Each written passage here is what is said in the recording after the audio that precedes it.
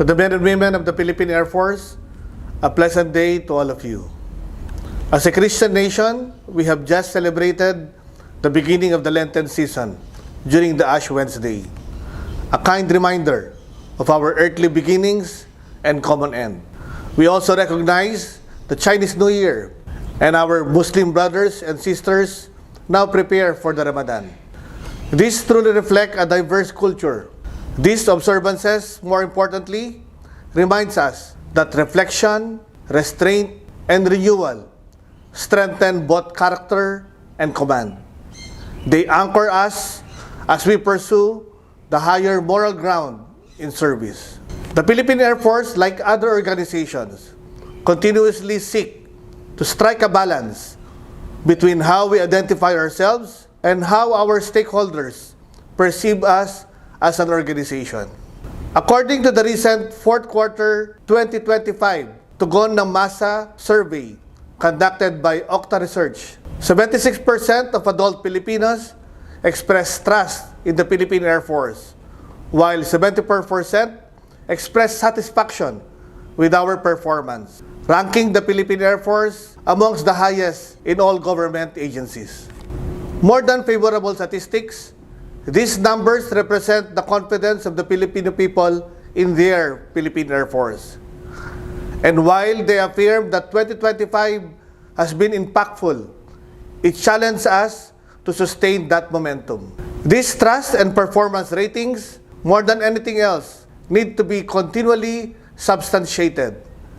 We must recognize our shortfalls in planning and the constraints that remain.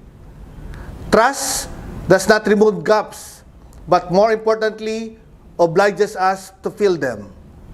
Therefore, we must continue to refine our systems, align our resources, and work towards higher readiness across all units. This is where focus becomes very essential. We must remain aware of contextual issues, yet we must not be distracted by matters that impede the wellness of our intent and objectives. In this respect, I congratulate our Philippine Air Force leadership, our commanders, our personnel, and our stakeholders who contributed to this result. In 2025, we ushered in new platforms that contributed heavily in enhancing our capabilities. As we progressively modernize this year, 2026, we will welcome additional capabilities which will make the Philippine Air Force even more relevant and effective as an organization. And as we do so, we must optimize the advantages of air power through a keen anticipation of requirements in operations, force structure, training, maintenance, and basic support system development. Let us uphold our pledge to stay true to the flag, to the Constitution, and to the chain of command, while actively promoting and deeply internalizing our Philippine Air Force core values. This is the hallmark of a true blue Philippine Air Force soldier. Let us enculturate the discipline of a true learning organization, while at the same time inculcating the warrior ethos, which makes readiness our instinct rather than merely our reaction.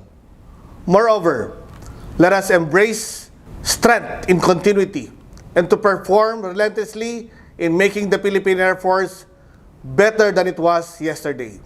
By living up to these commitments every single day, we will sustain and strengthen a Philippine Air Force that is unmistakably mission-oriented, capability-driven, and values-based.